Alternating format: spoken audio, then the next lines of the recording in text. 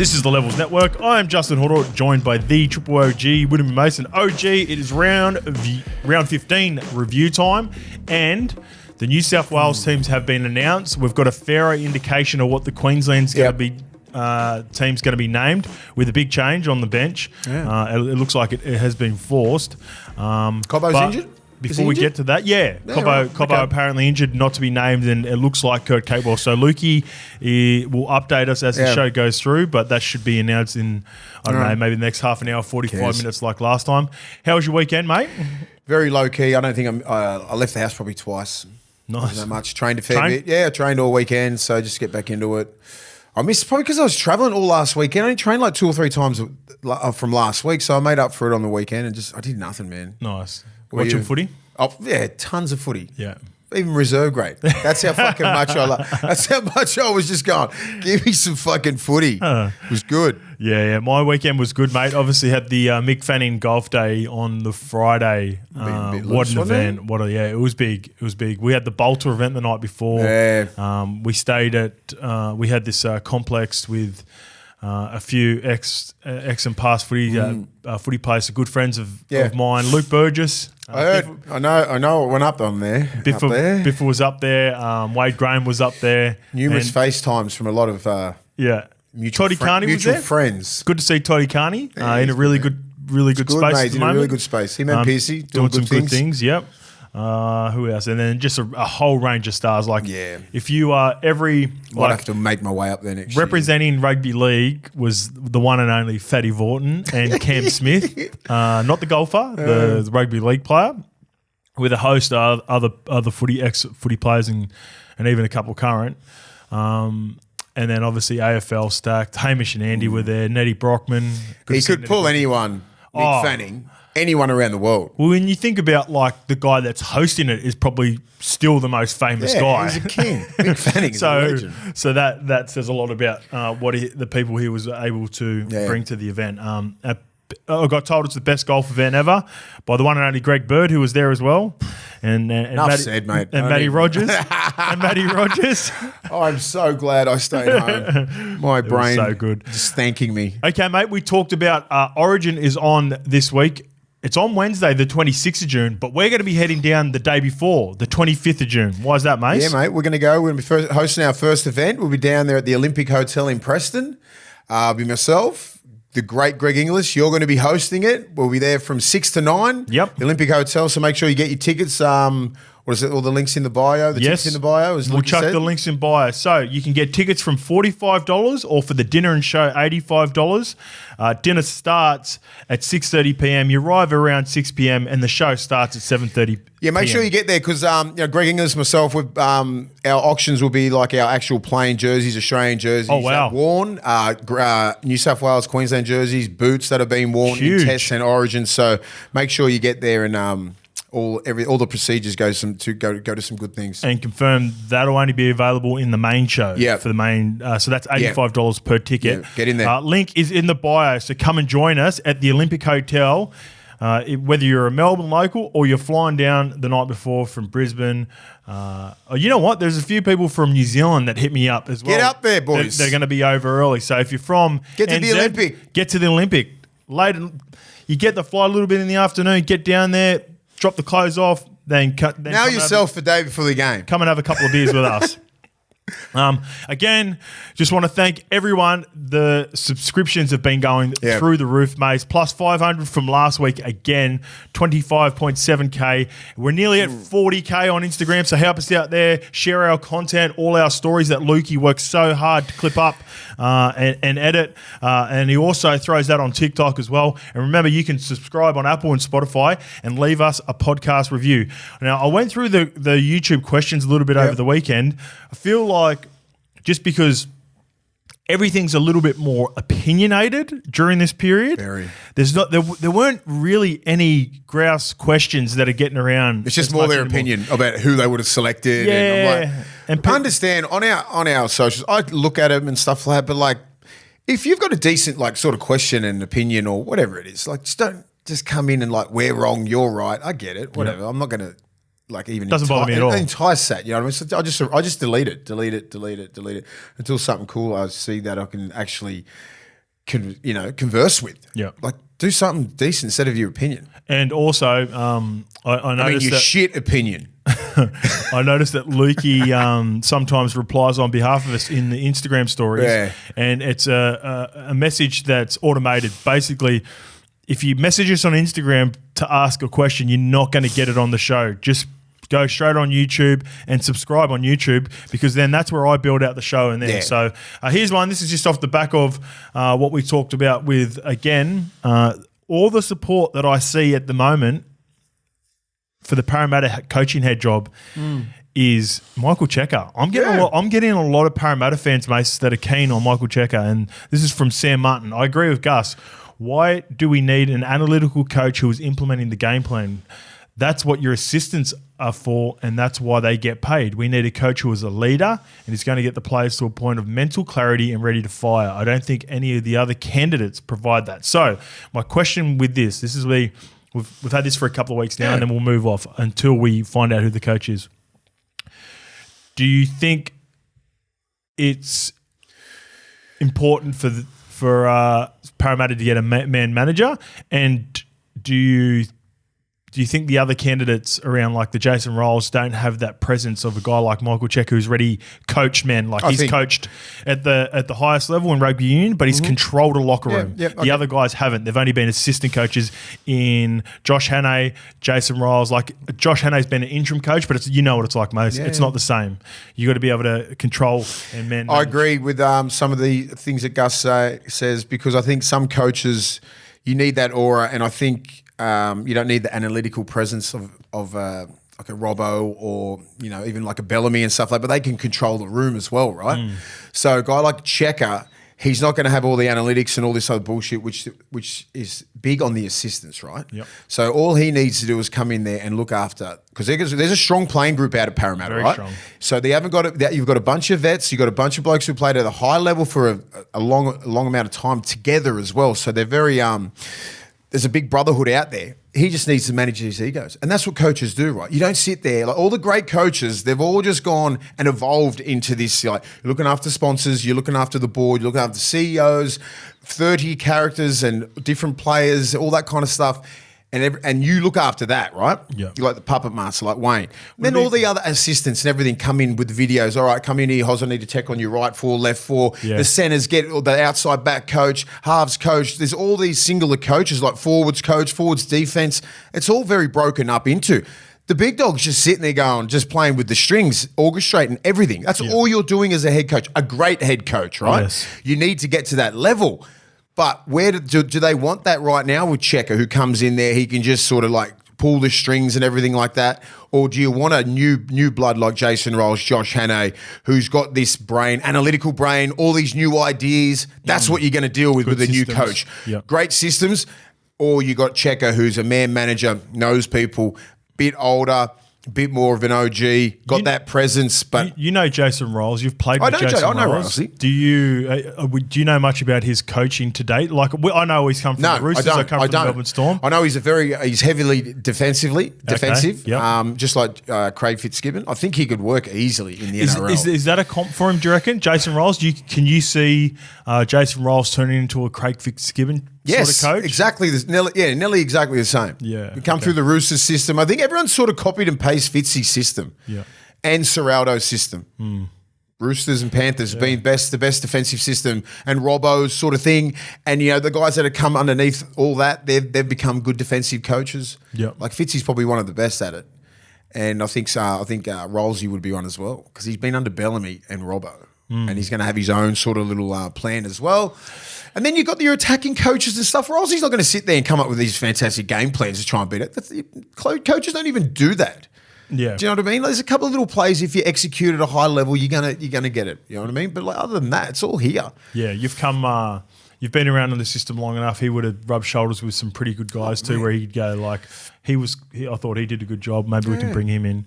I'm really intrigued to see what happens with this. This has been going on for a couple of weeks now, and the longer it goes, the more they're leaning towards CHEIKA. Yeah, so the longer it goes on, the more I start to think that them potentially going for guys like Jason Rolls, maybe Hannay, guys that have been in the system, and it's not going to eventuate. So then they've had maybe Brad they've Arthur got to for 10 years, go man. a little bit left field. As you said, like the message would be getting a little bit that. Yeah. I think at the end of the day, 10 years is a long time. Unless you're Wayne Bennett, unless you're Craig Bellamy, it's a long time if you haven't delivered and they don't believe in what you're saying anymore, right? Yeah. You got into a grand final. You built a great sort of roster here, but you haven't got over the hump. So it would have been not saying they didn't have respect for BA. Yeah, I'm the same. It just started going.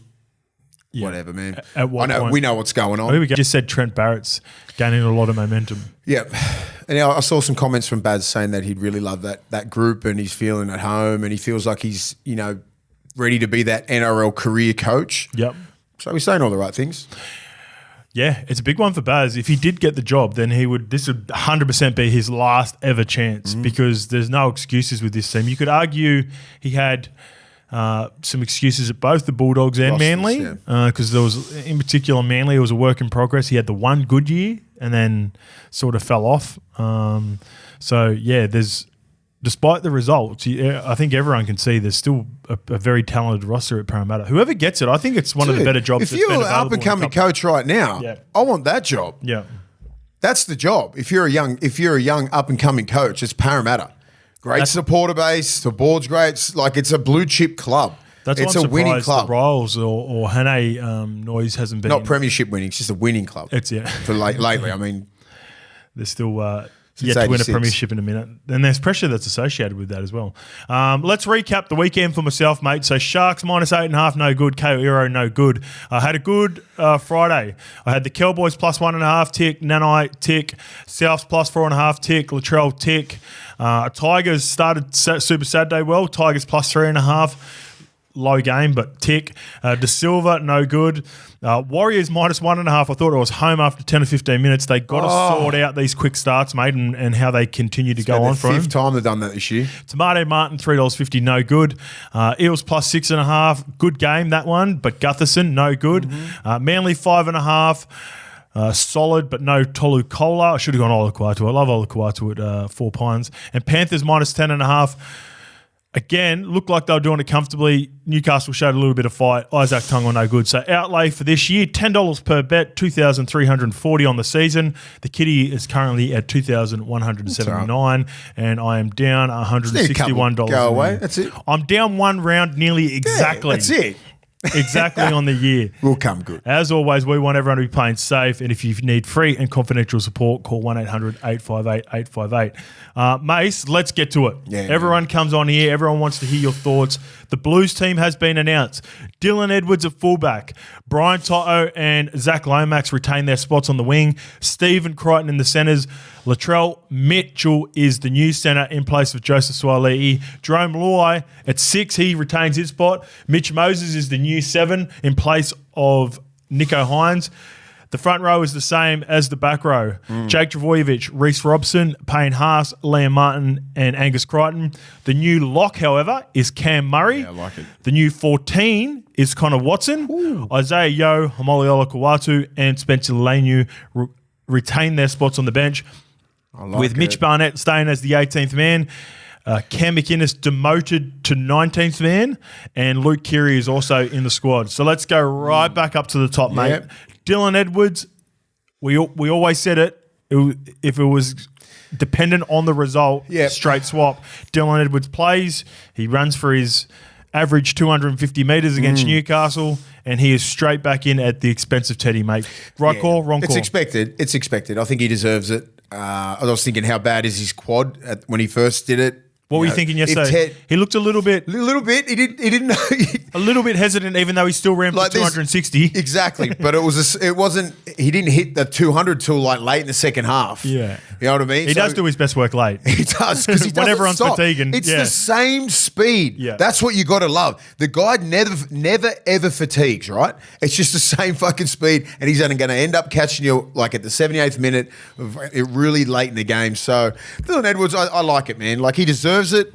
This is his time to shine now, man. I just think Teddy, he needed a man of the match performance, and he needed a New South Wales win. Didn't get either, so Dylan Edwards comes straight in. Yeah, I don't have a problem with it. Look, for a long time, I always said I was very skeptical of Dylan Edwards at Origin level. Yeah. And people... I still am because he hasn't played. Yeah, we still got to see it, right? He hasn't proved nothing yet to this point. But because a lot of people, and even myself included, I sort of compared him to Teddy so much on the ball. Gets through a lot of work. Defensively, probably two of the better, not only defenders, but also communicators with the defensive line in the past 5 years, counting numbers, organising the defensive line, and making big plays on the edges when you've seen what Teddy did on Saturday night. But I just feel like Dill doesn't require as much of the ball sort of early on in the sets. He sort of chimes in a little bit better as the second or third option at the back of plays. I was watching Jerome closely in this game as well, and I'm talking about the Knights game just gone. And Dill gets in nice and early. He loves his play ones, obviously. Kick returns, brings them back. So that's where he gets a lot of meters that are compared to Teddy's, but they're different meters. And he's play fours as well. And then he'll get in for play four as well. I wonder if that's a ploy from New South Wales. Only some teams use that. Yeah. No, well, they've used it before. A lot of teams use that ploy, actually. Yeah, I know that. But just say in Origin, sometimes he's not going to be there. Like sometimes, it just doesn't work out like that. I don't think it'll be exactly the same, but there'll be times where muscle memory will kick in. Because a fourth play in Origin is not like a fourth play in Clubland. Because you might get pumped as well and ragdolled back. You don't know what can happen. Yeah, you're right. You know what I mean? Like, it doesn't matter. Every play's a play in Origin. You're right. We just talked about it before. He's getting fitter as people are getting fatigued. Yeah. And he's going to cop his legs. It's not going to be But you think about Teddy would often do that. So it'd be interesting to see how Madge balances that. But yeah, I just think it gives an opportunity for the halves, in particular, Mitch and Jerome, and his combination with Jerome, I think, is crucial because I seen on the weekend Jerome was outstanding, and he really controlled everything. And then Dill got the ball in good ball sets a couple of times, but only after Jerome had done his he gets scoped around and had a look around, and then he sort of flicked it out the back to Dill and goes, "All right, nothing here. What do you got for me?" Even on the good, I could see a world where we just sit on the right post here and there's a face ball to like a Cam Murray with a lead and then Dill Brown out the back and then a ball to like Luai and then ball to Latrell. I can see us really catching them on our left. Yep. Because of the simple fact where Dylan Edwards is that perfect link man and his timing is great off Luai and he can just put that nice little ball to Trell, give him some room to shake a little bit.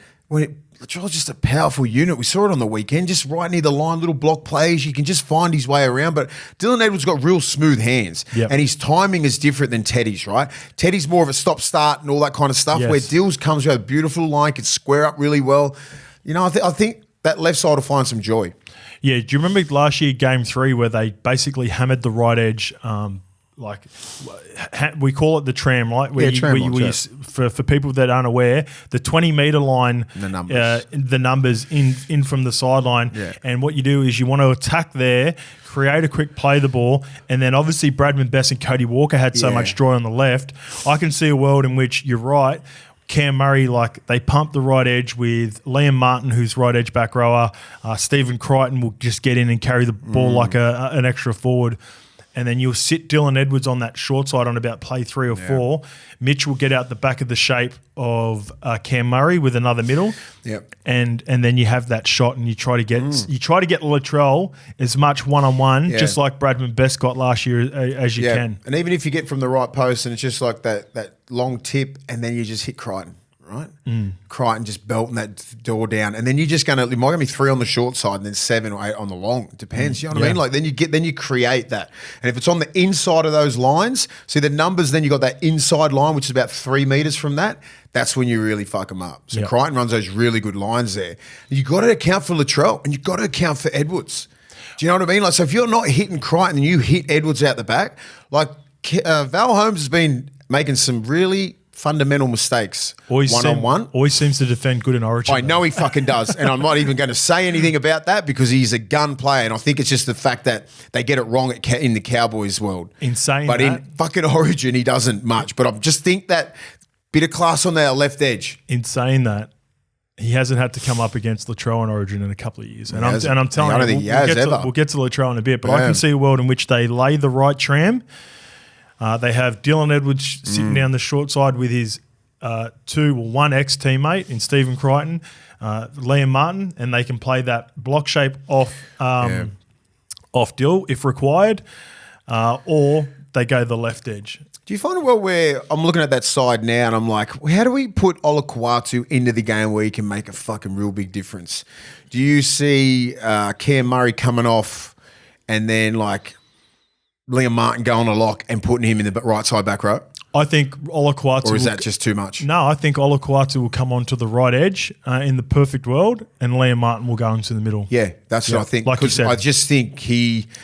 And then I know it's a big thing for him because he's a right edge back rower who's never played in the middle or a lot of minutes in the middle. And he got thrown in the middle last week. It's just a numbers thing, right? It's just relaxing in the middle but playing intense and fast, but not with their fucking head cut off, right? Yeah. It's a difference like that. That's where I thought Mitch Barnett would have maybe nearly got the jump on him because he can play both. Yeah, that's a good point. I can understand that. But I think they can just, because of the 12 man, fuck the whole rotation. Exactly up. right. That's about it. I just keep saying it. I keep throwing that out. The whole rotation. We're never going to see the best of pretty much any New South Wales player.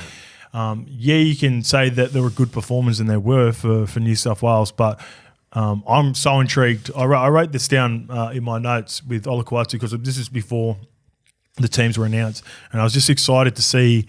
I'm excited to watch him in particular in this game. Latrell Mitchell, OG, he's in the team. It's official. He looked like he received the news a little bit earlier than everyone else too. So that for those who weren't aware, that was shared on his socials over the weekend. I was doing radio on Saturday morning for SEN at lunch, and I'd been given the heads up that he was to be seated next to Michael Maguire at the 2014 Premiership winning reunion. And then for me, it was done. Yeah. Like I was always in the camp of Latrell being part of the team regardless, but once we'd seen him sitting next to Madge. It's pretty funny. Everyone's like, where'd they get that? Everyone thought it was like AI or something like that because I saw a few of the... do people were writing that in the comments? I was down in Maroubra Junction on that day. I think it's Saturday? Yeah, Saturday. It was, yeah. The Jack White and come walking past because they all live around there. I saw fucking Dom Young. And I don't think he saw me. I was sitting down outside of La Belle Baguette, just eating a croissant, just sitting down, and I was playing with Arch, and then these two big bastards just walked past. Him and his brother? Yeah. I was just like, and they didn't see me. I had my head down. I was like, oh, that's a fucking big motherfuckers, man. Huge, two of them. They're huge, aren't they? I didn't want to be. I think his brother's bigger. Yeah. I didn't want to be a Gronk. Go, hey boys. I was just like, fucking Dom Young. I always see him at Eccentric Cafe just down the road. Well, that was just before Eccentric. So I was outside of La Belle Baguette, and then Jackie Boy walked past. What's up? You know what I mean? And I said, what are you doing? It was fucking early too. Yeah.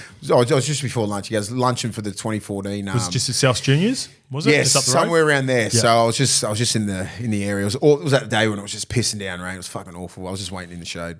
All right. Not shade, in the fucking shelter. So Latrell Mitchell, he's in. Yeah, all right, let's get to Latrell. Anyway, pros and cons. Let's chat both of them because we'll break this game down a little bit more detailed with Mitchy Pearce next week as well. But straight off the bat, Latrell, we've been saying he's back. He's back, and. What do you expect? I fucking love it. Yeah. I think what he's done in the last 2 weeks, everyone's sort of like, yeah, he needs 2 games to really show everyone. What did he give you? 2 fucking games where he went, I'm that dude, man. Come on. Like, are you serious? Yep. Stop fucking with me. You know, I'll tear this team up, whoever we played last week, and then whoever you put in front of me this week, which was the Bronx, and he just showed who he is, man. Like, he just showed me who he is and what he's capable of, which is fucking dangerous, man. When he wants it, like, no one can really go with him. And when I've seen that fucking look was a couple of years ago when he was playing Origin. Yeah. He just looked devastating, man. Just that look in his eye. Looked happy, but a savage. That's the mix he needs to find again. Yes. He needs to find that. I'm not fucking helping you up because we're double cramping. Yes. Fuck that. Yes. Reece Walsh situation at the start of the year. Push his head into the ground and get the fuck up. Yeah, that's the Latrell I want. That's going to be there. That's the one I think he's going to have. I think that's the one we're going to get. And that's the thing that I think we've woken him up. Which is dangerous for Queensland. I was speaking to someone on the weekend, and it was a great point. We're into week 15. Is it week 15? Round 15 in the NRL. Realistically, like the first 10 weeks don't matter. No. Like when it comes to selection, It's how you can, like, to a degree it matters. Like, just say you've got to put yourself in contention, or if you're that dude, then... We just thought Latrell was going to just get picked because he's Latrell and he's just got that talent. Well, that's exactly right. Like, he wasn't exactly... he had a slow start like South Sydney did, and then he got suspended. But his last 2 or 3 weeks, like from basically after round 10, you've got to flick... If you can flick a switch... then you can make an Origin team. And that's been proven with Mitch Moses, who we'll talk about in a bit. That's been proven with Latrell Mitchell and some other players, like Cam Murray as well. Missed a lot of footy. Cam Murray is an Origin man. Like, he's just the king. But Latrell, we just need to see what we've just seen in the last 3 weeks. That's enough for me. Like, if he showed that, it was just suck because he come off a bit of an injury and then suspension, and that was right in that period when everyone's starting to talk about Origin. So they just really abused his name, and it was awful what I saw. But it was like, I was like, a fit Latrell I'm picking all the time. You're right.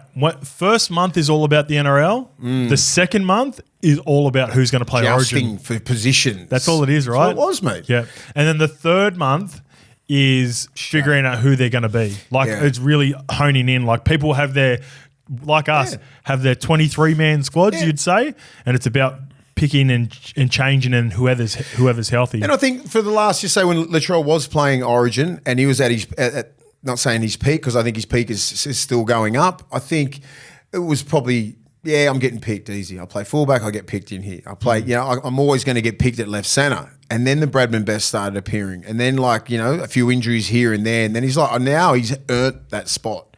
He's earned it, right? That's a good point, yeah. And I think that's more dangerous because now he's like, do you think he got a bit complacent? I don't think he got complacent, but I just thought, like, the year started out for him. Yep.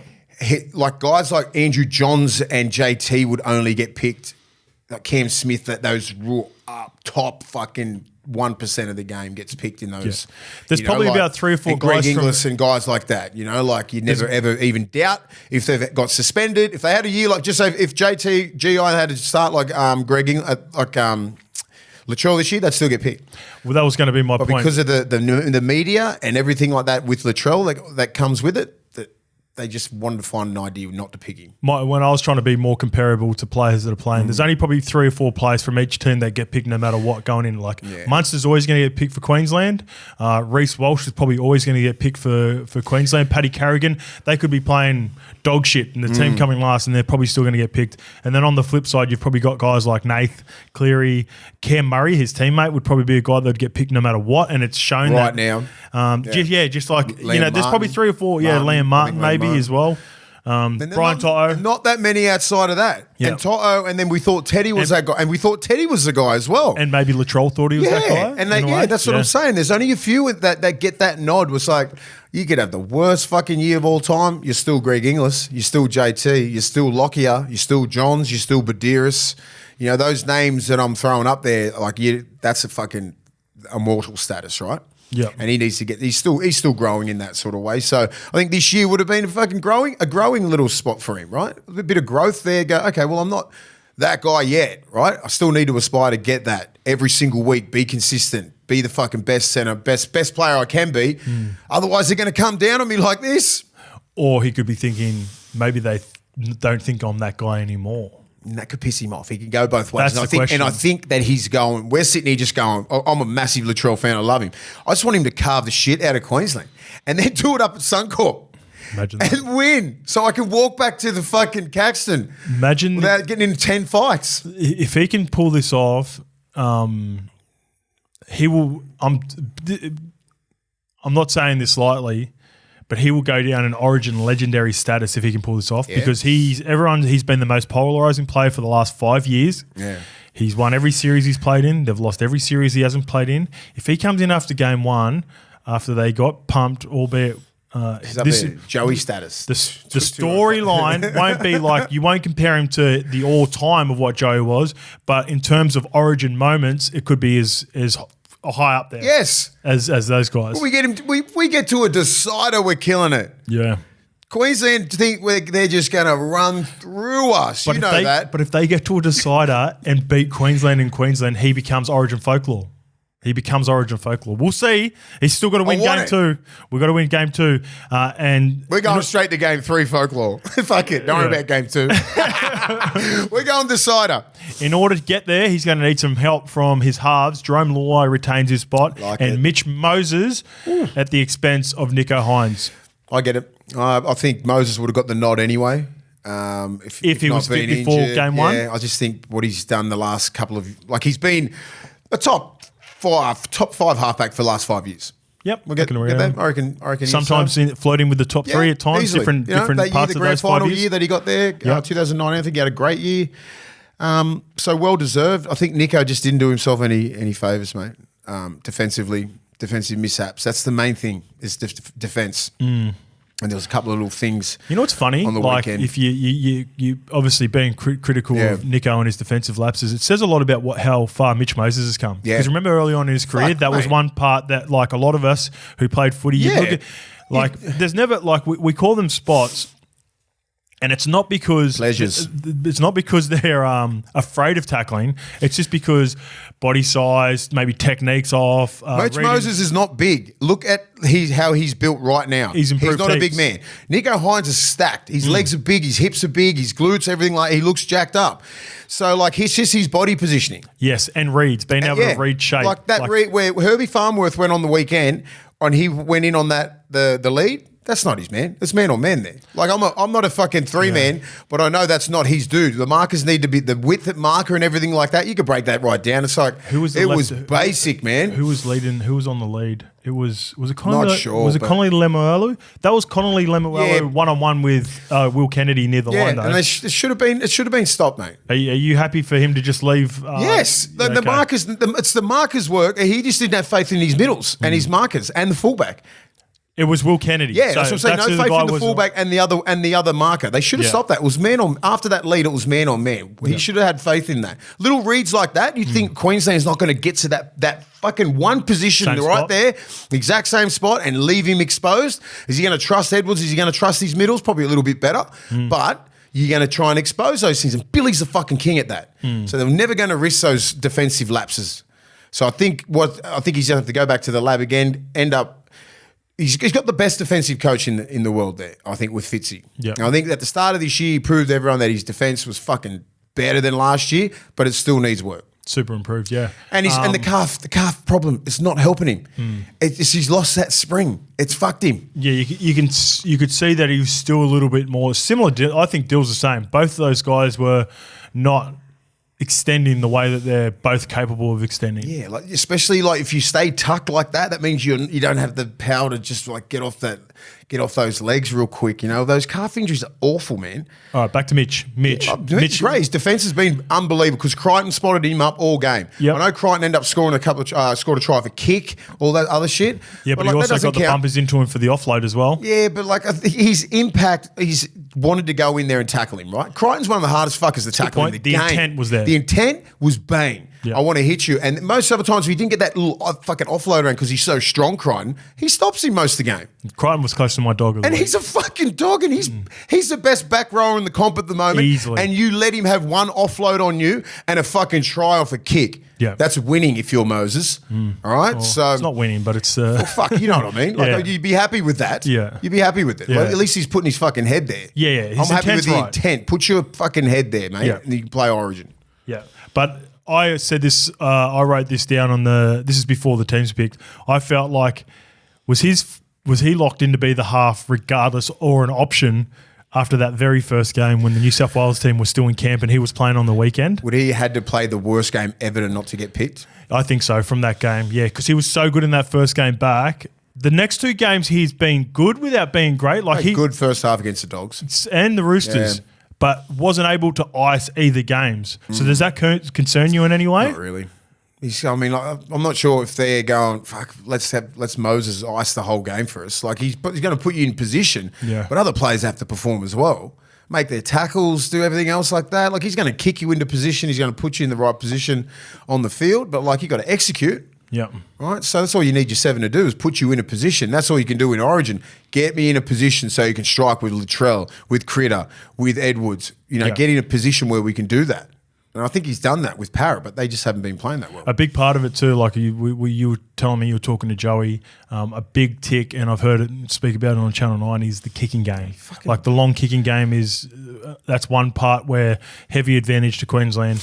In game one. He can bomb him, mate. Like he can really. And Latrell's kicking game. And Latrell, yeah, we talked about that. That's going to add in. But I'm not sure how. I mean, unless they're on the left side of the field and he comes around, because you want him on your kick chases, so he's not really going to do anything like that. If you got Dylan Edwards in there, he's probably going to take play 4, play 5. Yeah, I don't but think Latrell's going to be there for Latrell will be more. I reckon he'll get to the, if there's any kick pressure on the inside from Jerome Luai. Yeah, and Jerome he'll be back there. He's an option. Pass. Yeah. I think that's where he gets involved. It's too important the left centre to be kick chasing. Too important. He's got to kick and then chase. He can't just lay those ones up. Looking at it going, fuck, it's a sick kick. Yeah. Like Birdo. Well, I'm interested to hear what Piercy has to say on both Nico Hines and Mitch Moses next Monday as well. I want to grill breaking down the game because that's really interesting. All right, the other big one, Cam Murray, he comes straight back in after one game. Is he the skipper if he doesn't miss game one? Do you reckon he's Madge's first choice skipper? Yes. Or, sorry, Nathan Cleary would have been. I reckon if he was fit. Cleary, Cam, Jake. Yeah, I think so. That's a leadership I group. think so. Yowie. But you can't change Shaky from skipper. No. Yeah. I've got no problem with Cam. I was surprised and I was pumped as soon as I heard that he was playing. Yeah. I was like, fuck, he can play on the weekend? I was like, yeah. I was like, RABBITOHS? Yeah, I was like, oh, mad. He can play Origin now. That was my fucking Blues head going straight there. I'm like, fuck South, just get through the game. I said it last week. Yeah. Get through the game. Just show us what you got. Like if you can drive through tackles, play some big minutes and blah, blah, blah. Yeah, you can do it straight in. That's picking Origin players. Yeah. That's what that is. And I've got no problem. I can't say anything wrong against that. Yeah. He was either going to start or he was going to play that 14 come off the bench and role. McInnes was always going to drop off. Yeah. McInnes was always going to drop off at the expense of Connor Watson. I ran into Connor calling the game for the Roosters is and Raiders.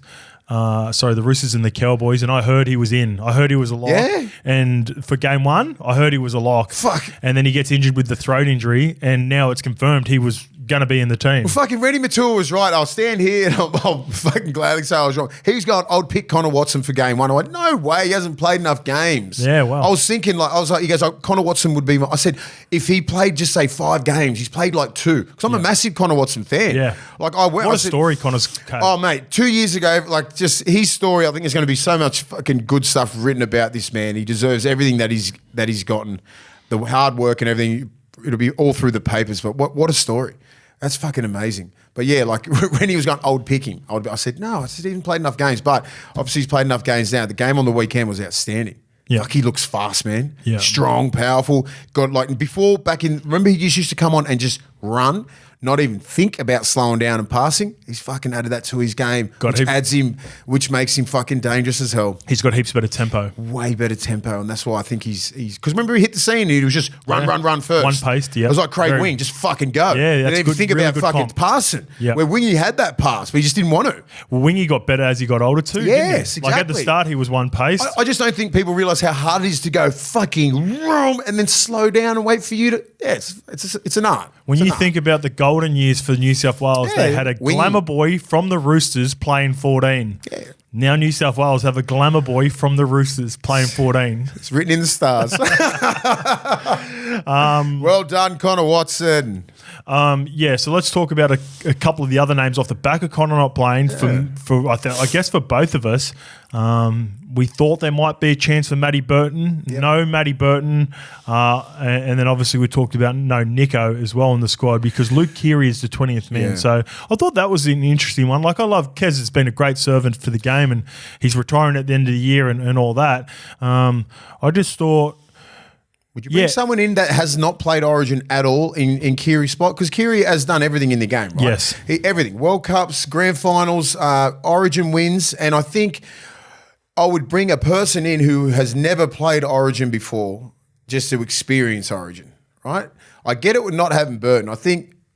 Yeah, Burton's been there long enough. Burton's played Origin for one. Yes. He's been like, what's the point of having him in the squad there if you're not going to play him? Okay. Let him play for the Bulldogs. Good. I can understand that. Yep. But... the number 20 position where Keary is occupying, Who would you put there?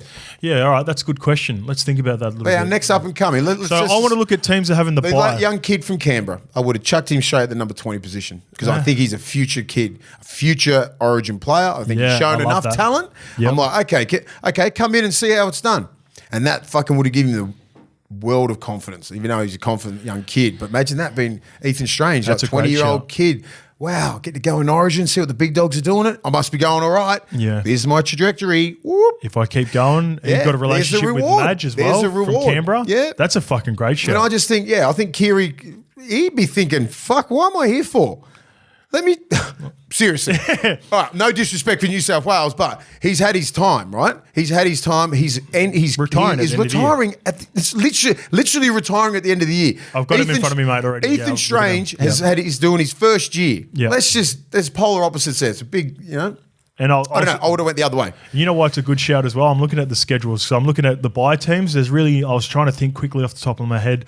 There's no real players from the Broncos, Cowboys, Dragons, Eels, Knights, or Panthers, Sharks that I could think of. So Raiders is a perfect team for a couple of reasons. One, Ethan Strange, I think he's an Origin player. Yeah. And they don't play until Sunday. So you could have him in camp all the way through, drop him back to Canberra on Sunday, let him play, do his recovery, come back on Tuesday. That'd be perfect, wouldn't it? Yeah, I just think, But all they must be having, Kiri just must have, I'm not sure, just his influence over the team or something like that. But I don't think so. That's the flip side of it. Yeah. Luke Keary, an extra coach, mad footy IQ. That's what it is. But I'm thinking there's enough at that level. And here's another factor. Do you want to put external pressure on guys like Jerome Loy and Mitch Moses with a guy like Ethan Strange going, why is he in camp? Works both ways. When you're in Origin, you're like, I'm the fucking man. You wait another 5 or 6 years, son. Yeah. That's what you're saying. Yeah. But you're like, the next man up all the time when you're there. You're like, okay, I see it. You never expect to keep your job, would you? You're not holding your job forever. Yeah. He's the next man up. I get it. Give me a couple more years. I reckon Luke Keary's an extension of the coaching. Yeah, I like Luke Keary around. Yeah, that's why he's in Put there. him on the fucking coaching staff. The more we've talked about it, that's why he's in the team. Because he's got really good. So is there any advantage on anyone? Well, they've got Matt King. So they've got like Matt King's an assistant coach at the Roosters as well. So that's a factor for that. And I agree with you on Burton. I think because he's not going to be part of the 17, let him go back and play for the Bulldogs. I think a phone call would have been maybe Uncle Gus called him. Uncle Gus might have had a chat to fucking old DT. Hey, just let him. Don't pick him at all unless you're going to start him or put him in the 17. And I think that's fair enough. Yeah, and you definitely wouldn't have had Hines in there, a part of it. No, you probably wouldn't. You wouldn't want to if you were Hines either. Like I'm not in the team. Why rub my face in it? Yeah. I'm right here. Let me just go back to the lab, improve my game, get fit again, and then I'll fucking get my spot again next year. Yeah. Or get fit enough for game 3 if things go fucking pear shaped. Yep, could be. Who knows? Here we go, mate. Here we go. It's that time. It's that time of the show, mate. What do you got? What flavour you got there? That's the Ice Blast. Here we go. I got the Lime Crush. USA. That means it is time. Cheers, mate. BSC Dog of the Week. All right, my Dog of the Week. I can't go past.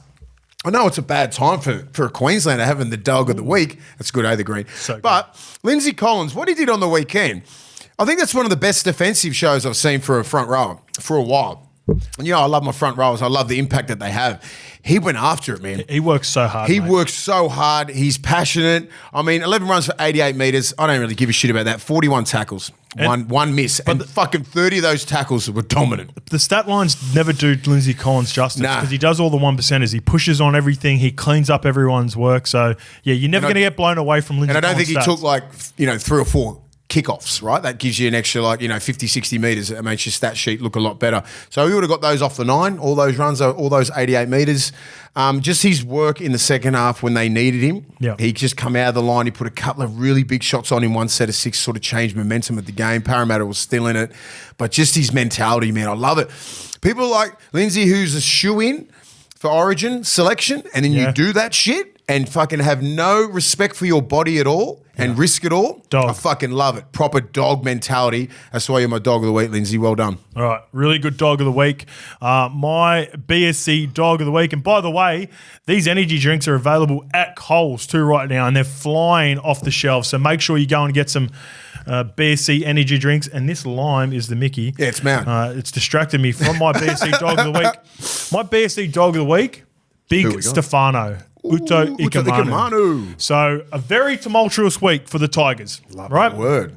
Tumultuous week in Tigerland. Yeah. There you go. Beautiful. Say that 48 times. The reason I went him, mate, because I watched this game very closely off the back of all the news that happened throughout the week, for better or worse, for the Tigers. A number of people had been criticising Steph, and understandably so. For the last couple of weeks, he started the season on fire, and then he hit a bit of a rough patch in the last month. But that coincides with the West Tigers form, right? Yeah. But on the weekend, I watched him closely. I'm like, how's he going to react to this, right? Everyone's talking about the perceived money he's on. They've got all the noise around him and Galvin, which is understandable. They're supposed to be the future of the club, and there's rumours that they both are not happy at the club and want to move on. So how's he going to react? This is what he does, mate. 57 minutes, 18 carries, 206 metres, 75 post-contact, 7 tackle breaks with 31 tackles and 0 misses. Now, it was a low game, don't get me wrong. And the reason I liked it even more, man, him and Big Mo were going at each other in the middle, and they stood out like dog's balls in their packs. Quality, They are. It's if you don't watch NRL week in, week out, then you don't know the importance of guys like Mo Fotuaika and Stefano. Or if you don't understand middles, you don't understand what it's like. They don't have any help around him, specifically in the middle at the moment, right? They're both missing a number of players. Mo's missing David Fafita, who didn't play on the weekend, and Big Tino's been out for the entire season.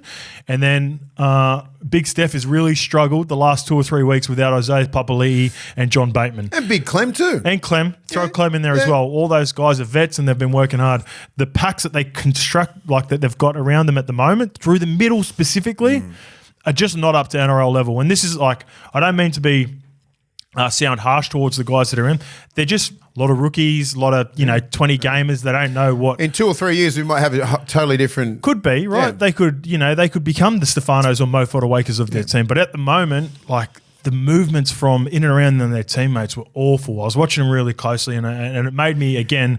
It highlighted that Big Steph had one of his best games of the season, or best games since probably the first month of the season, where he was outstanding.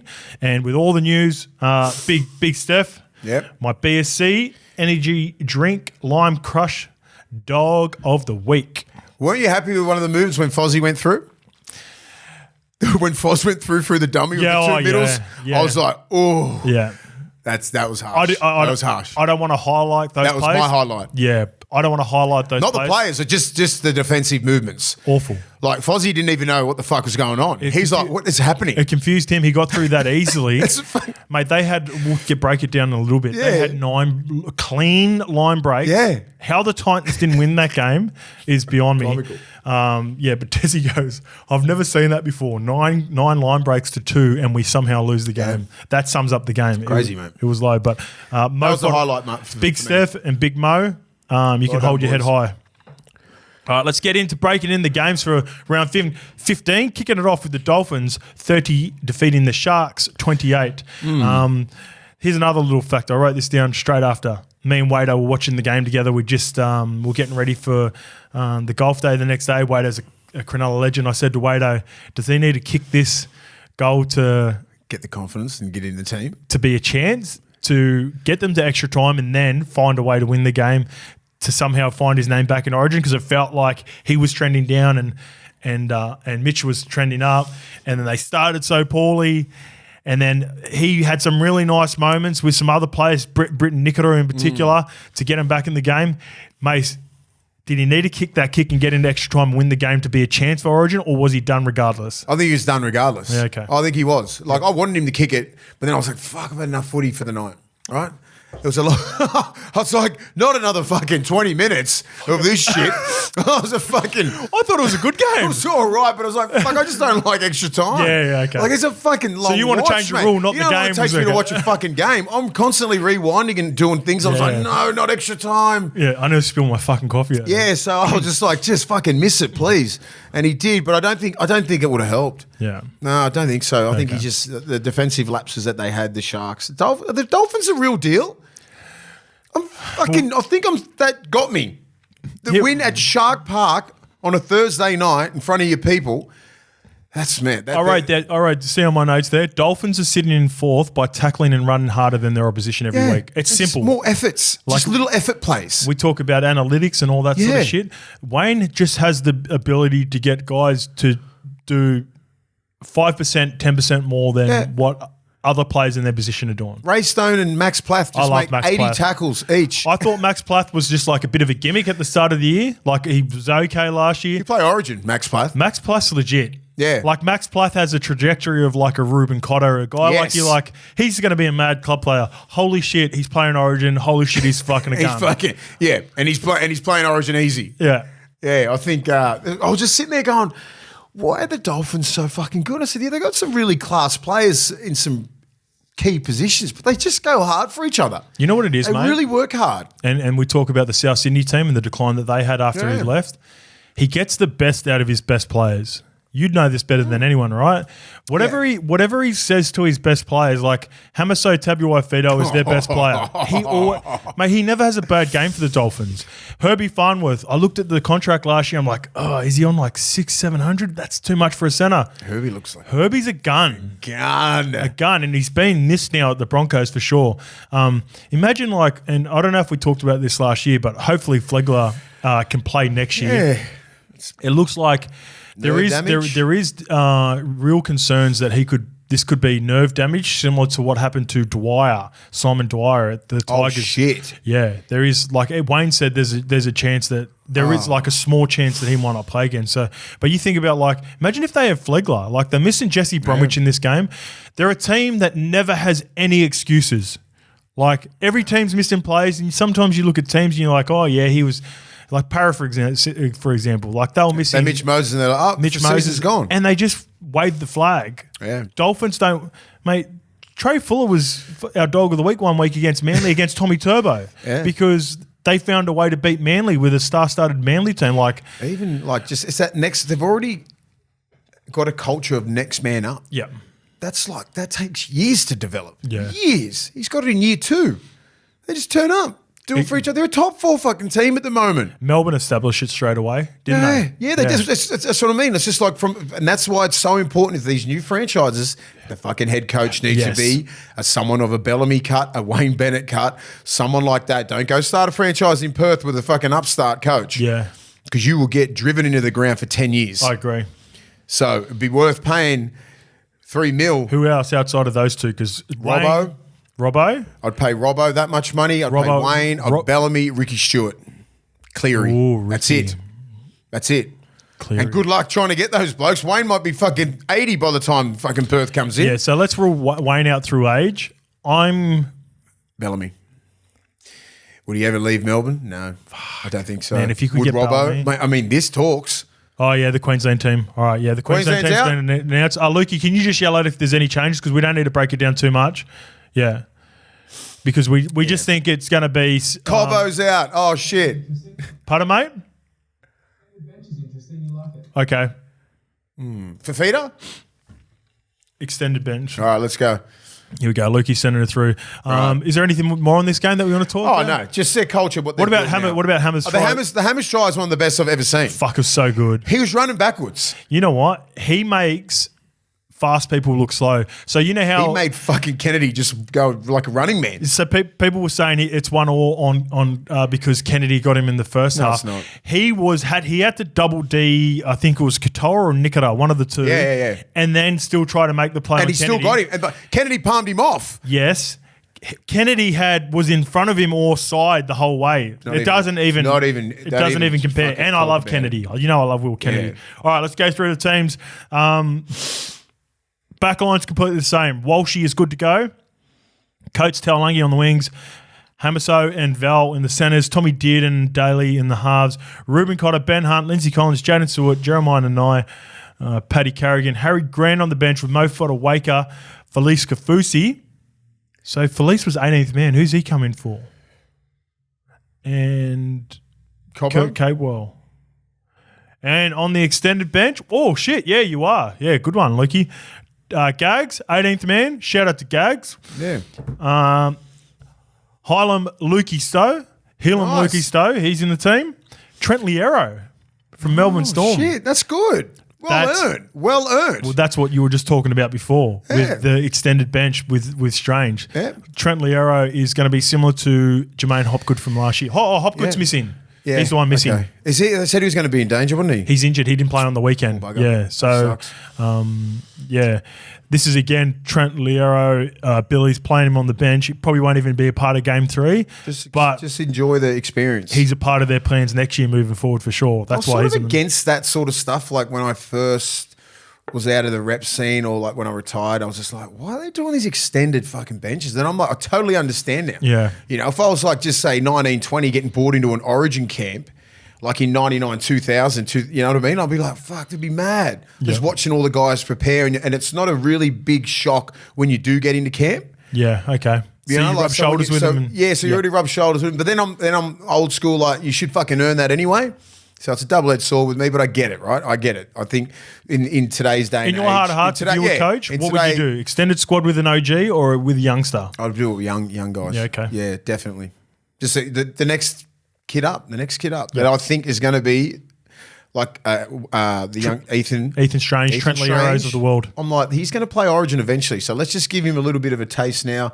And it's like a little bit of well done, kid. Yep. You're going in the right trajectory. Keep it up. And Billy would know him better than anyone else. Yes. Still does coaching down at Melbourne as well. Yeah. How old's Liero? Liero would be 23. Yeah. Something like that. Yeah, he's young. Yeah. Maybe 21, 22. It's not surprising, that team. Still a strong team. Yep, all good. So we don't need to break that down too much. No. I will be intrigued to ask Piercy a little bit more about the tactics of Queensland and Ches, and now that Selwyn's not on the bench because they were going to use that swingman. That swingman either way. We'll talk about that. All right, let's get into anything else we want to talk about. No, they're just fucking Critter. Oh yes, I did write this down. Critter for me by the year, but Herbie not far off. Yeah, if Herbie finishes the year amazing, like he has been right at the moment, last sort of month of football, he'd be close. Herbie did his AC joint in his shoulder. He missed 3 or 4 weeks, and because he plays for the Dolphins, people aren't watching him closely. Herbie has been. Yeah, he's bigger than you think, man. Oh, bro, he's a beast. Oh, you ran into him too at Magic Round? 6'2", 6'3". I seen him a couple of years at Magic Round. He's bigger, way bigger. Man. Yeah. All right, the Cowboys 34 defeat the Raiders 16. I wrote this down. I've been saying this for a minute now. Cowboys are the sleeping giant of the competition if they can get it together, mate. But that's a big question. I'm not completely sold on them. This sort of, I mean, until last week, they just looked awful. And then looking at this one, and I'm like, how the fuck did they just go from that? Mate, Roosters, outstanding. All their Origin players. Yeah. Last week, Warriors, awful at home, Country Bank Stadium. This week against a tough Canberra team, hard to beat down there. Game. You'd think they've won 3 in a row down there now, mate. So that perception of, them not the different mentality, right? Do you think now, like I was watching this game, do you think we overblow the climate situation? Yeah. These players are just too fit and too strong. They're pros. They're pros, but sometimes it can get you. Like some teams go down there, they don't like going down there. Can you use it to galvanise a team even more so? Yes, you can. Like I remember when we used to come in there, just say when I was at Newcastle or even at the Bulldogs, we'd like fly down game day. In and out. Straight away. Canberra have been pumped about 3 or 4 times at Canberra this year. They've been better away, which is weird to say. Because people are really galvanised to try and get down there because you have to. Yeah. Because they play little mind games with the weather and they try and say, it's cold. They put the heaters on in your dressing sheds, all that sort of shit. And it's sort of flipped on them now. It's not. It was never really a place where I went, fuck, this sucks. I had one really bad game down there, but I had a couple of good Sunday Arvo games, which I enjoyed playing down there. Sunday Arvo's great. Yeah. The fans windy, aren't mental, you know what I mean? It's not like playing real. It's not much hostility down there. No, you're right. They're not friendly people. Yeah, like even the Viking clap. Yeah, they clap you, and then like when you come off, you can talk to those fucking crazy bastards on the hill. Not the hill, but when you come off, I always used to talk to these guys. They're the guys who had the sign up and everything like that with me. I'm like, they're all pretty good dudes. So it's not very hostile. So it's like you only got to deal with the weather. You get out there, you're warm, you're fine. Yeah. I will say early on in this game, the Cowboys looked a little bit tested though. Like they still got, like defensively, that's their problem. Like when they lock in on D and then they get momentum, then they're so hard to pull back. But still defensively, like I don't know what it is, whether it's movement or it's contact, but they do really get rolled at times. That's my only concern with the Cowboys. Through the middle, it's the contact sometimes. But it's hard to get it. Like when you're playing against like the Raiders, right? They got some real steppy fuckers like Rapana and all these sort of guys coming. They get the ruck going. They burn the ruck. Papali'i, he's good with his footwork. He got a couple of really good offloads when he come on. Tarpanay's hard to hit. You know, Huddy Young had an off night, but like he come in, like they've got some body types that are really hard to handle, right? They're what's the awkward, word? man. Yeah, they're strong, very man. awkward. It's got Mongo strength. Yeah. It's like you come in for contact and you just get bumped off by Rapana. He's one of the strongest dudes in the comp. Yeah. That little 5'8" just fucking runs around. They never really try to break you down with shape, do they? Oh, who's this bumping? Couple moving? offloads here and then just rely on your cues the fuck up. Yeah. I thought Geordie Rups was good in a beaten team and Joey Types again. I just feel like this Raiders team they've done a good job. They're currently sitting, I think, 6th on the ladder or 7th now. Might fall. They're 7th. I can see a world in which they fall, but credit to Sticky because this has been a rebuilding year and to still be 7th in a rebuilding year. Mind you, they've played 13, so they're on 18 points. They're on 7 wins, the same as the Bulldogs, Seagulls, Broncos, Dragons. So it's a very, like, the middle part of the competition is pretty wide open. Yeah. Like, it's waiting for a team in the middle to go, no, we're a proper final top 8 team. A team coming 5th or 6th right now is not safe. No. No one's safe. No, not at all. No one's safe apart from that top 4 bit. Yeah. Maybe Penrith and Melbourne look safe in my eyes. And Sticky, if we still had depressors, Sticky would have won the depressor for this week as well. What did he do? He had another. Oh, just super prickly. Yes. Like, he goes. Basically, the funniest part was when he talked about Danny Levi getting penalised for offside, and he's like, "Yeah, look, he was offside, but that they've been doing it all day, sir." He goes, "Yeah, to the letter of the law, he was offside, but why aren't they going to pull up all the rest of them?" God. Petty. And then, Petty. And then he was listening to Tom Petty. He was listening to Tom Petty, and then he went back. There was a journo. I couldn't make out the voice, but a journo asked him a few prickly questions. Bulldog Richie. About the crowd not. They might have been booing them at halftime, and he asked him, what's your thoughts on the crowd at halftime? And he goes, mate, I'm not down on the field at halftime, and fuck, it was so good. It was just another. Get it like that, can't he? It was another classic. Game 3, the Rabbitohs 22 defeat the Broncos 12 on Friday night. Cam Murray return was big for South, but Jack Whiten, mate, his move to the 6 jersey for me has been the biggest difference in the last couple of weeks. Yep. Latrell's been outstanding. Cam Murray was back, but he's like an extra forward, and similar to his mates down at Canberra, Jack Whiten is better in the middle part of the season or as the season goes longer when it gets colder. You know why?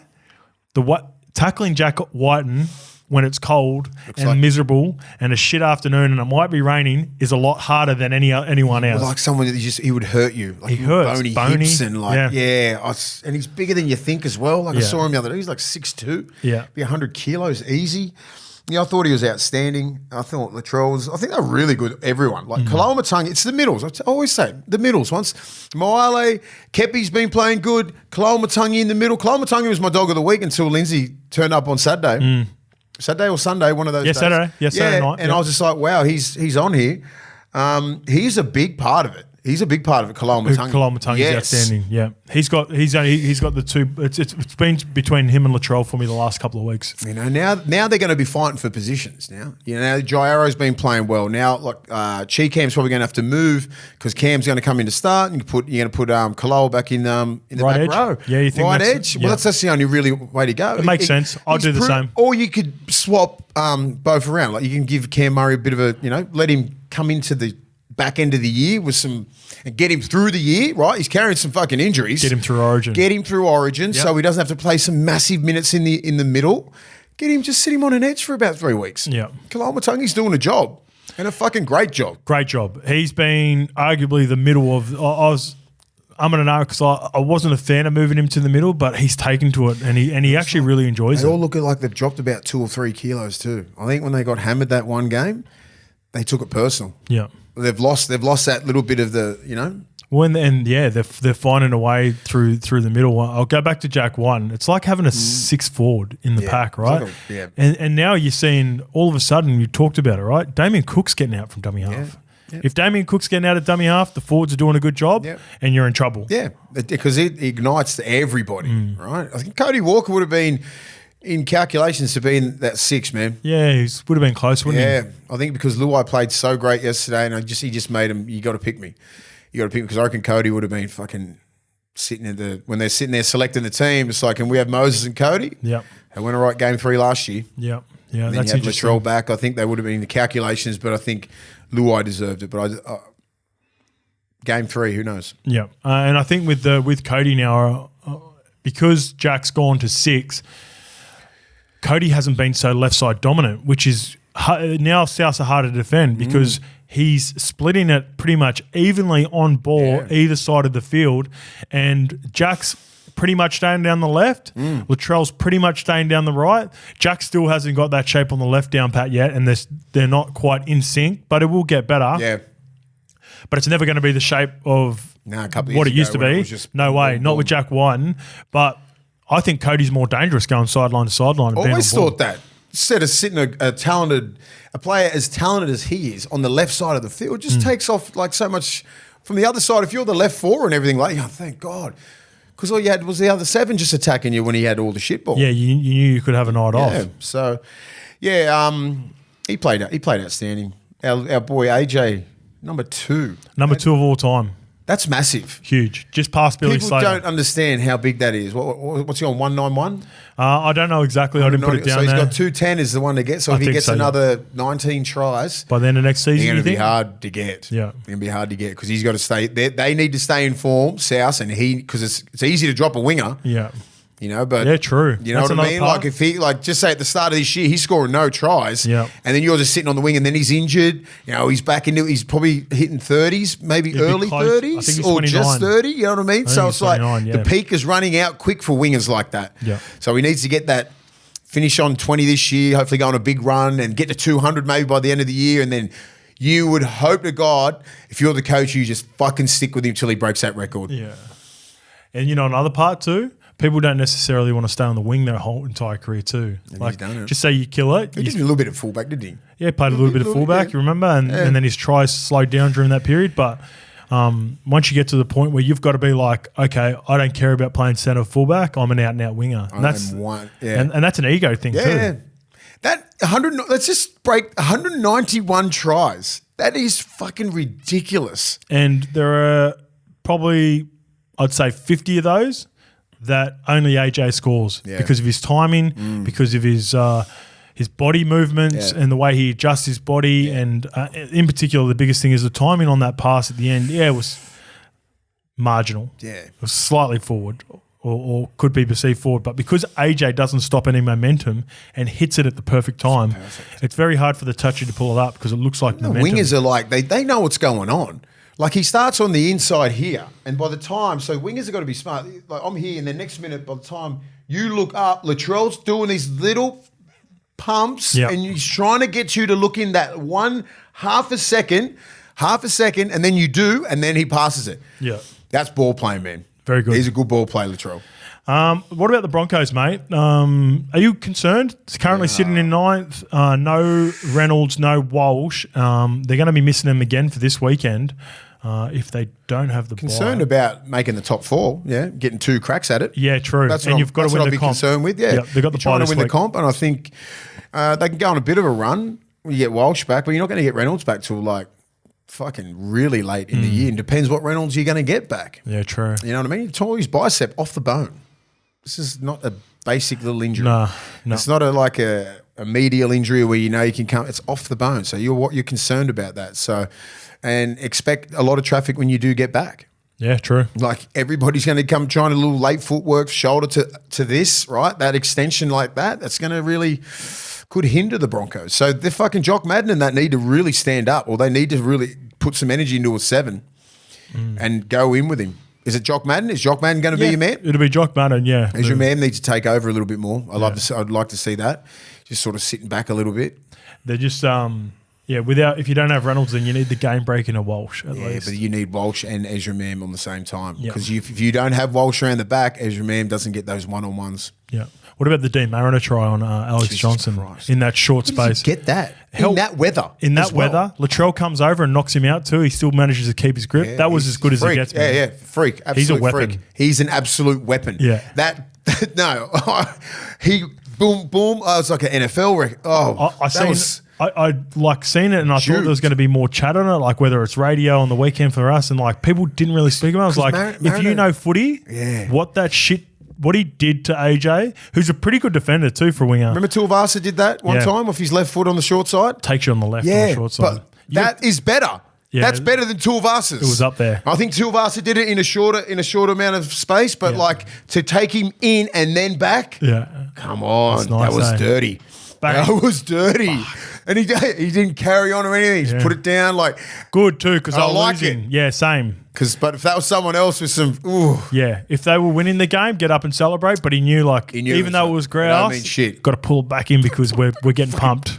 All right, mate. The Tigers 18 defeat the Titans 10. What a game! It definitely lived up to their positions on the ladders. How did the Titans not win that game?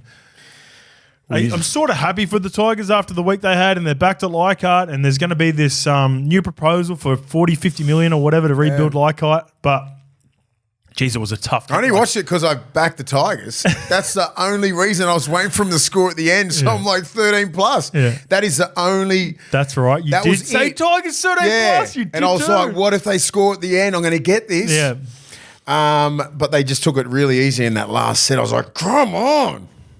Even though I had no money on it. It was just that I put that tip in last week.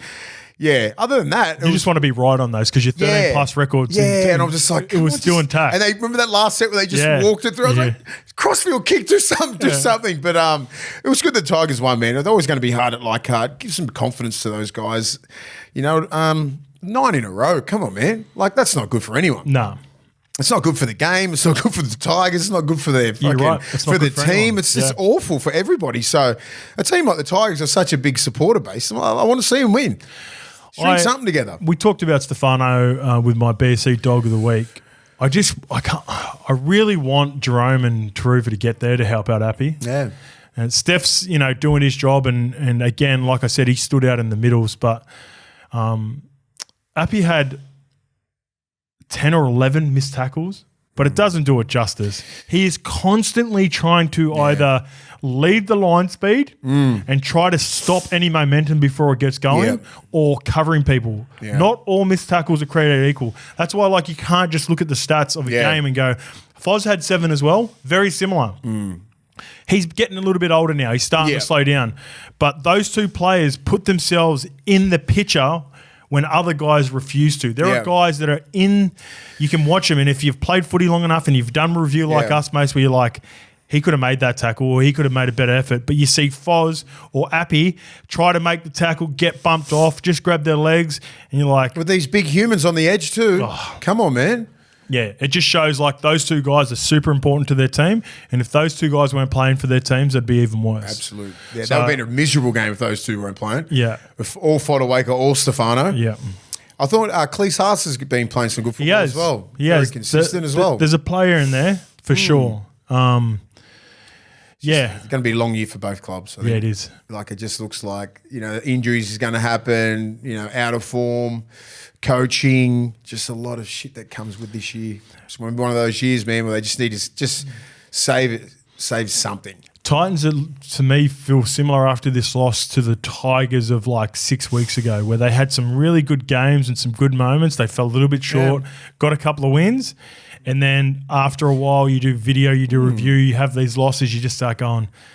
The belief starts going. Yeah, I can't be fucked. What are we doing this for? And this is where coaching in that is so important, right? It's just to get up and this is why the players can't maintain more than, just to string years and years together. Some of these kids can't string games together. Yeah. like consistent games, like consistent. Give me 10 good games where it's like 7 out of 10. Give me 2. For Seven. It's just give me 7 out of 10 minimum. It's just is your benchmark. Yeah. And then you give me an 8 or 9 every now and again. 8 or 9 every now, but every time it's just 7. You never go down to 5 or 4 or anything like that. So that's where consistency comes in on outside of football. You know, that means a lot of balance in all if you have a solid 7, coincides to like fucking on the game. Yeah, if you have a solid 7, then you know someone else can give you an 8 or 9 in the game. But if you never drop below like a 7 out of 10. Especially for middles. That should be your standards, man. Like all middles should be just 7 out of 10. You're going to be running hard, you're going to be tackling hard because you can control what you do in the middle. If you're a lock, if you're one of the front rowers, you get the ball off the 9 and run the ball as hard as you can and set standards and set tones, right? Yep. So you are in control of that. You're not in control if you're a 7, you know, if your back rolls are off, your centers are off, you know, your 5/8's off, winger, all these sort of external sort of shit you're worried about, where if you're a middle, you can have 20 hit-ups if you want. I'd say you can have 20, you can do 20 to 30 tackles if you're playing 60 minutes. Middles and then even wingers in this day and age can get in. Like you look at Lomax, he controls his own narrative. Yes. Wingers to a certain extent when they're coming out of yardage. But like when you're a middle, like 10 or 8 or 13 on your back, you can fucking get the ball whenever you want. You can play big minutes if you're fitter, right? The coach will leave you on there if you're the fittest bloke on the field, if you work hard off the field, right? All this coincides with that. So you're in control of your own thing. So when I see middles that can't get through fucking 10 minutes of work, what's the point? Even that big boy there for the Tigers there. Come off the bench. Jared Miller or something like that. Yeah, then you lose 10 kilos if you're the coach. If you say, then you'll be something. Then even just 5. Yeah, but then like because he's 7 minutes at the start of the half. After the half, I'm watching him because he's got good movements. He does. He's big. Yeah. He's fucking strong. So at the end of the day, in 10 years or 15 years, and you can't say that you've played over 200 games and origins and tests, or even just get to 100 because of that size of and what God's given you genetic wise, you should dominate. And if you said the only thing that fucked you up was your diet and you didn't train hard enough when you're a fucking pro athlete, you'd be devastated. The amount of stories that get told like that, because you didn't commit to those 2 or 3 years of getting that fitness base and being an absolute animal, you fucking regret for the rest of your life. So when he's sitting there now going, and that's the fucking coaching that's around him, that's the people that's around this kid. They'll be like, you lose 10 kilos, kid, you'll play for Australia. What the fuck is stopping you?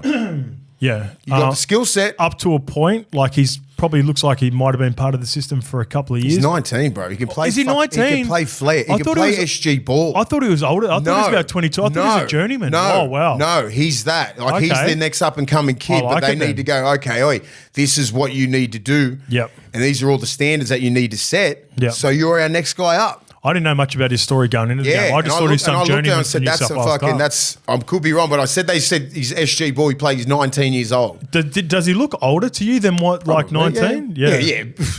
Pardon, mate? Jared Miller, right. is I'll get it, mate. Yeah.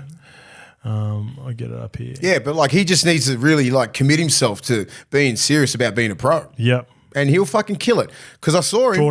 Jordan Miller, yeah. Yep. I saw it like Lamad left foot, right carry. He's got left palm, all that sort of stuff. He's got all the attributes to be a fucking good player. Jordan Miller is, you're right, date 2005. So what's that, 19? He's 19, mate. 6'4", 135 kilo. That's just 10 kilos too heavy. 19 years old. Yeah, he could be that dude. Yeah, he has. Be that dude. He needs to work on. He needs the right mentorship around him. He needs the right people around him, the right coaches. That's what he needs. Yeah, well, he did look older. Like I just assumed that he's. But the thing is, what's the knock on him? He got 7 minutes out in the second half, 7 or 8 minutes. That's the knock. That's what's why you can't play more. That's why you're not going to rack up all these numbers like a Fodawaker and a Lindsay Collins and all these guys. Because why? They're out there for 60. Yeah. You can become a liability. Well, this is perfect because I wrote down the defense from both middles was putrid. Yeah. I've never written putrid before.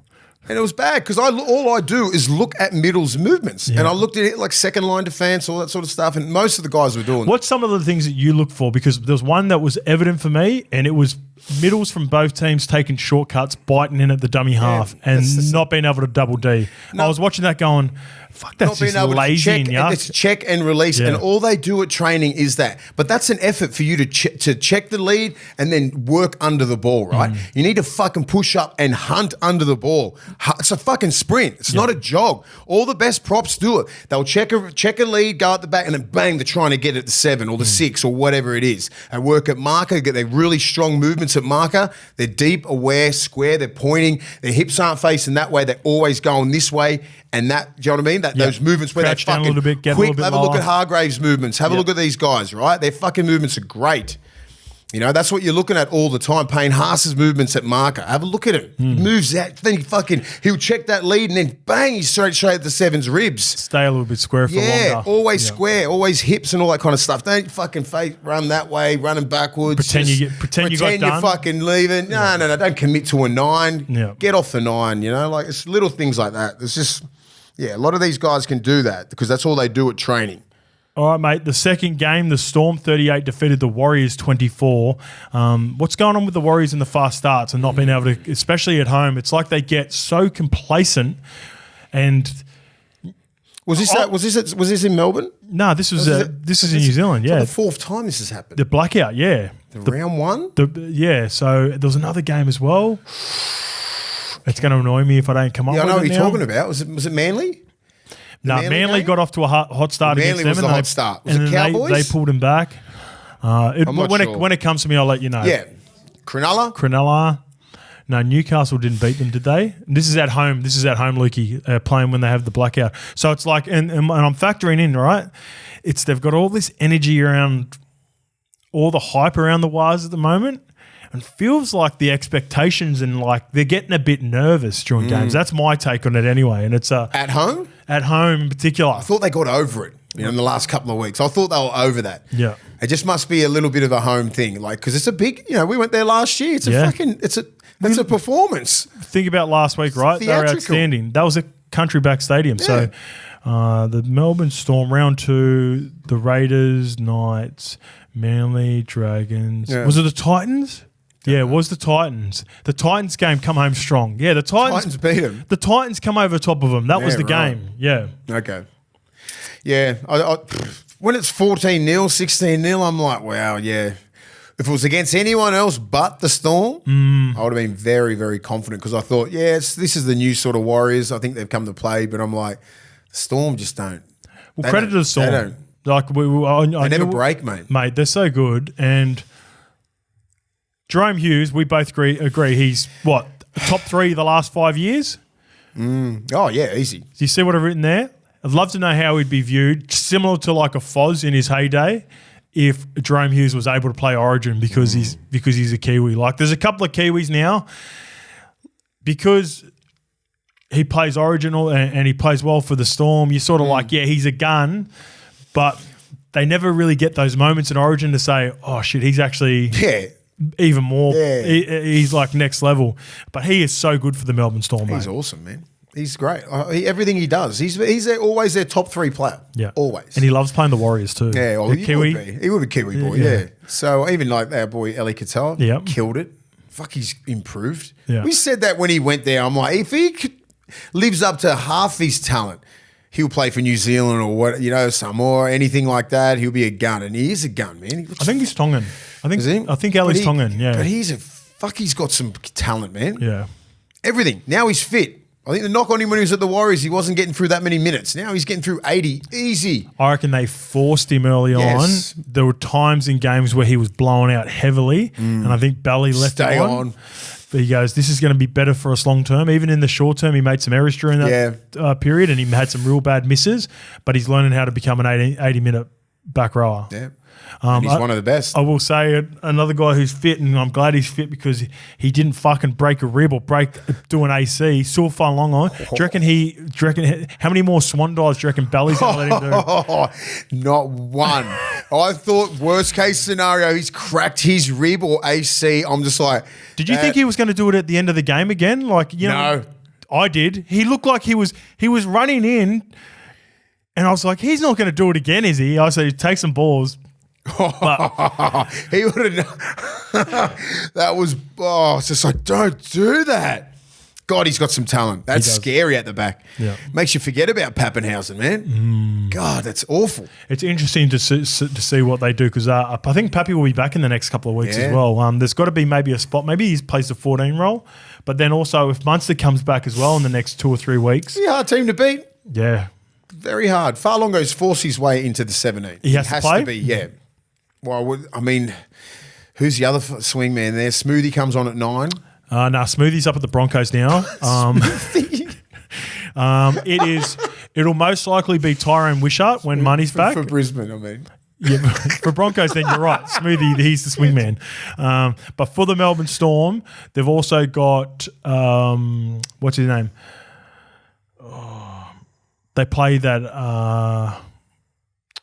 the Garlic, Bronson Garlic. Yeah, okay, Bronson Garlic sometimes plays that swingman. I think he was 18th man on the weekend, and they've got another toiler as well. They've just got all those sorts of just guys. Fucking blokes they're sort of positionless, step up, don't they? Like that Grant Anderson played multiple positions, and then who come on because someone got injured. Anyway, on to the Warriors. What about the Chance flick pass for that try? Yeah, Chance is such a good player, mate.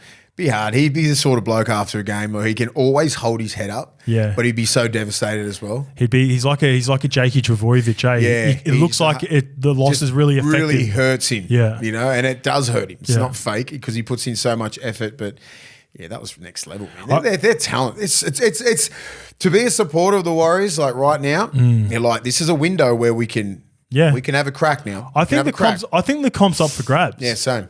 I really do. And I think a team like the Warriors could win the comp, but they've got to finish top 4. Yep, I agree. And I don't think they are because they're too inconsistent. And I don't know how they fix that.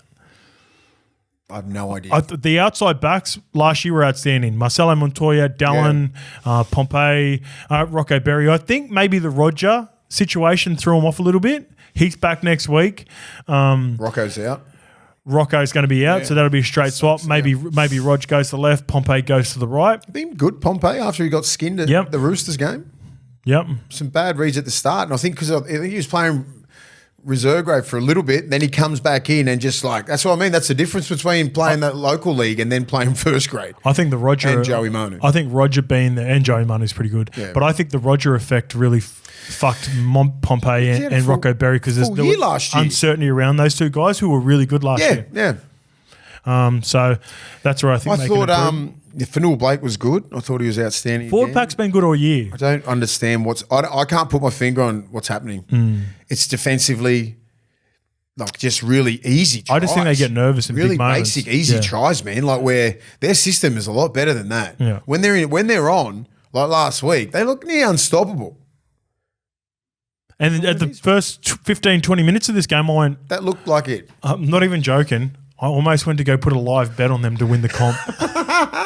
I'm glad I didn't. Nick Cora's been great. I was like, and I went to go put the bet on. I was like, Warriors can fucking win the comp here. And I went, nah, chill out. Watch the game. And I'm so glad I did because I still think they can win the comp, but I'm like... I was only going to put $50. They're probably paying like $40 and deservedly so because that's the sort of team they are.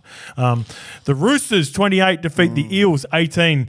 I thought the two Simbins sort of cancelled each other out. Kelma Tuolangi one was bad, deserved to be sent for 10. I don't think it was a send-off like some people were saying on social media. As for the Jared one, same thing. Both those guys, the Kelma Tuolangi one could have been way worse. Jared... he's got to be better and drop his target, but at the end of the day, Laney was slipping as well. So 10 was sufficient for me for both. Oh, we didn't really discuss the Jordan Ricky one, which was very controversial as well. I'm happy for 10 in the bin for Jordan Ricky too. Yeah. And it's just because they set the precedent. Yeah, and off the back of the Walsh, that's going to be the bigger. That's all people are blowing up about. So like, why did you? Because what's the name wasn't even slipping, and it was off the ball. What Jordan Ricky did? Yeah, so my thing with this, right, and I miss. I think you might agree with this, Mace. When you're defending as you know, they always say, I had this saying in my head and now it's escaping me. But anyway, hit on suspicion, right? Whenever you can't do that anymore. We would, right? Now the game's changed. We do. But for anyone that didn't know, like if a player runs into the line with support that late, hit him. We're told and coached, now it's definitely got to change to hit on suspicion. In saying that, you got to get your target right. You can't hit him high. But there was a part of me that thought Jordan Ricky's sort of just watching his inside for so long, and then at the last minute he sees Cam Murray come into his space, and it looks like a tackle. It looks like a tackling technique, but it's more like a like a reactional self-perseverance hit. Again, got it wrong, deserved to be 10. Looks like he's going to get 2 weeks. Okay, let me throw this at you. Yep. If Walsh gets up like Cam Murray got up, what would have happened? 10 in the Because bin Cam for Murray Sully. gets up like nothing happened. If Walsh had got up and just had got into the play again, didn't lay down for like he was out. I mean, he was down for 30 seconds or something like that. Imagine Cam Murray just laid down like that. I think he would have got sent. Sent? I agree. I'm pretty sure. And it's if Walsh had got up, 10 in the bin for and that's Sully. where I say that it's how the refs, perceive it, right? Yeah. Yeah. It's like, how are you looking at this? Is it because of the severity of it and it looks really bad and Walsh is out and he's fucking looks like he's out, Are we happy with that? Do we want a like for like where Sully's sent because Reece Walsh isn't going to play the game? That's what I'm saying. And Ricky gets 10 because we know Cam Murray's going to play the game? There, right? It's just weird. Yeah. I just don't. It's the grey area that's associated with it. That's the grey area. Yeah. So I'm like, if he gets knocked out and Cam Murray, like he hit Cam Murray, he got his chin. Yeah, he got it good. If he had to fucking stay down there, I think Ricky gets sent off. By the way, that's the difference. Love Cam Murray for doing it. I love Cam Murray. It's the interpretation from the refs, right? And I love Cam Murray getting straight up. Shows a lot of character. Yeah. I'm not saying, and I think Walsh was fucking clean out. And I don't think Walsh should be playing right now. Because I think if you get hit like that, you should be out mandatory fucking 3 months like boxing. That guy that Javonte Davis knocked that dude out yesterday, fucking nowhere near as bad as Walsh got knocked out, but Walsh can play in 3 weeks, 2 weeks. Yeah. He can't fight for 3 months. Do you think more the consistent blows plays a factor as well? Fucking constant blows in this game as well. Yeah, true. Yeah, I'm just saying, if you're going to be out, like if you get lit up like that so bad, that your eyes are rolling in the back of your head and you can't get up for 30 seconds. It should at least be more than 11 days, right? More than 11 days, man. Maybe It's like a 3 week. It's fucking 6 weeks mandatory, I reckon, for a knockout like that. Anyway. All right, so that's no Reece Walsh for game 3 as well then. That's what I'm trying to rule out. All right. What about Angus? Always an agenda. No, man, I'm looking after the well-being. Yeah. What about Angus Crichton, mate? We talked about him. Lindsay Collins was outstanding. For me, Gus was the man of the match. Yeah. Is he better? Is he better than he's ever been before? I feel like that situation that he went through last year, he's given him a complete refresh. And if I'm the Roosters and they are indeed going to keep Angus Crichton, why is it taking so long? Or is the deal already done? Because his number is going. If I'm his manager, I'm watching every game going up. There's another 50K. There's another 50K. There's another. Oh, I've got $1 million player here. Yeah. Well, he's close to that anyway. What do you got, Lukey? Apparently, he's asking for Fafita's contract. Exactly. Oh yeah, so he's asking for Fafita's contract. That's him just being disrespected. Yeah. And he's coming back going, that's it. what I want. Yeah. I'm better than him. I think I'm better than him, and that's it. Yeah. That's the bottom line. And I think he has every right to ask for that money. 100%.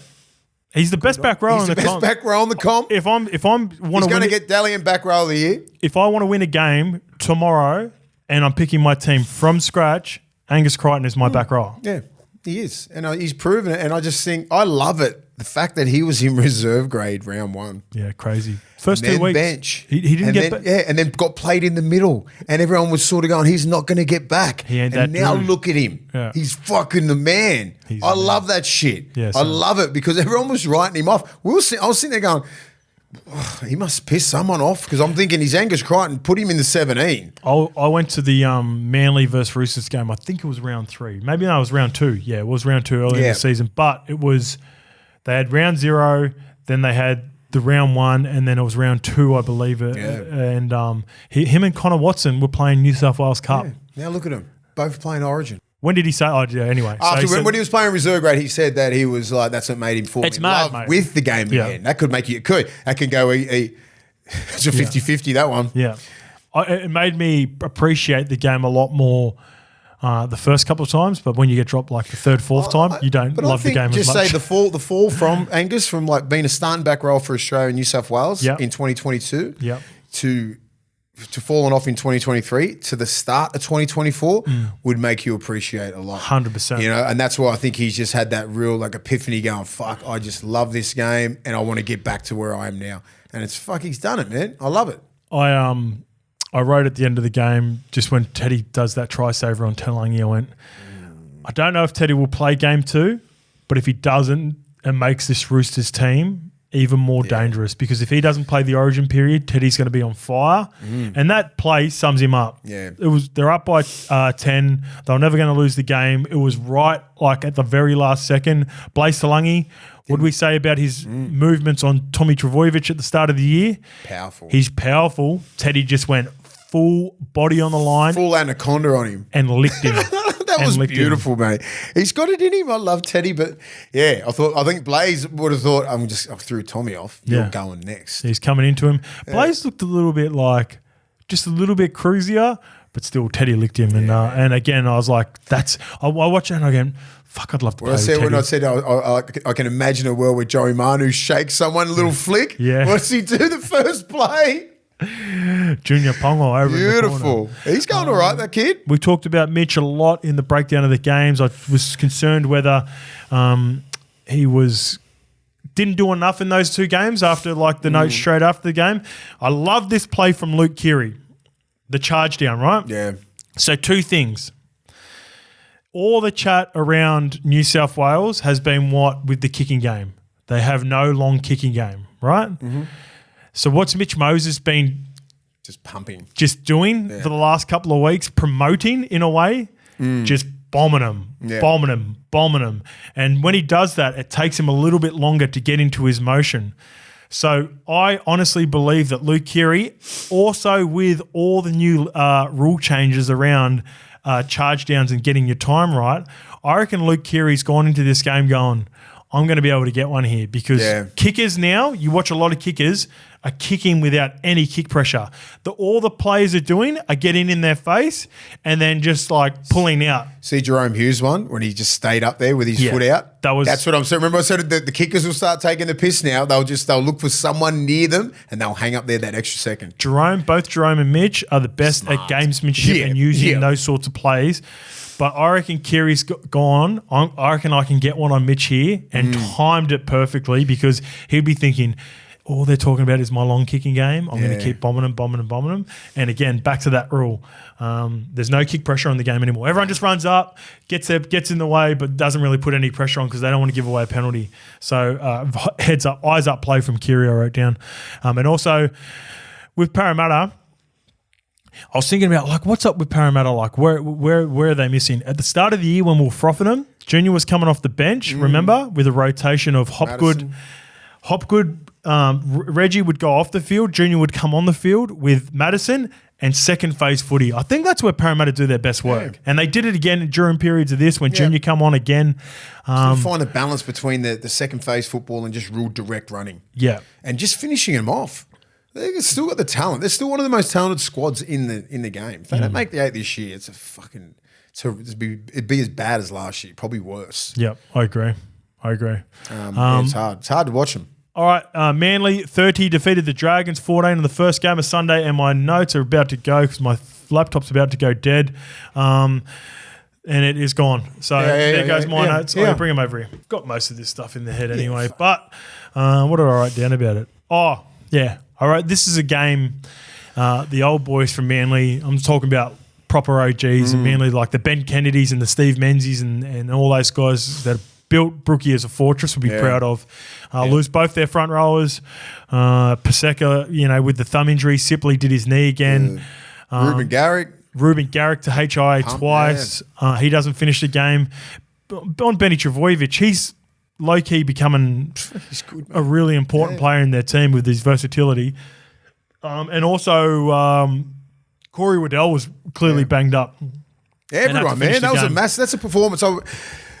It's one of those ones where you're like, holy shit, we should have lost that game by 30. This is one that St. George would be filthy on. And a team where Manly's like, how the fuck did we get that? You know what I mean? Like St. George should have easily won that game. They had the talent there. They didn't lose anybody, but they just obviously didn't play that well. Moses Sully before they looked like they were on. Yeah, Moses Sully getting ruled out just before the whistle in warm-up hurt them a little bit, but they still had it's not like it happened in game where they weren't able to adjust. They moved Max Fiangai into the centres. I thought Zach Lomax might have moved into the centres. No, he's hell-bent on him just not playing centre. He's staying on the wing. He's wing. That's proven. That's proven now because they moved. Is he the best fucking dude? Like when you kick a ball, like for him to catch it, he's the best in the game. I think him and Jeremiah and I. They are unbelievable. He doesn't miss. Yeah. Just little. He just competes on everything. I love it. Yeah. Just the competitiveness on him. You love your wingers doing that. I mean, they're getting paid exactly what they should be getting paid, wingers. Yeah. A fucking lot. Yeah. The market's especially going up. If you're the key dude.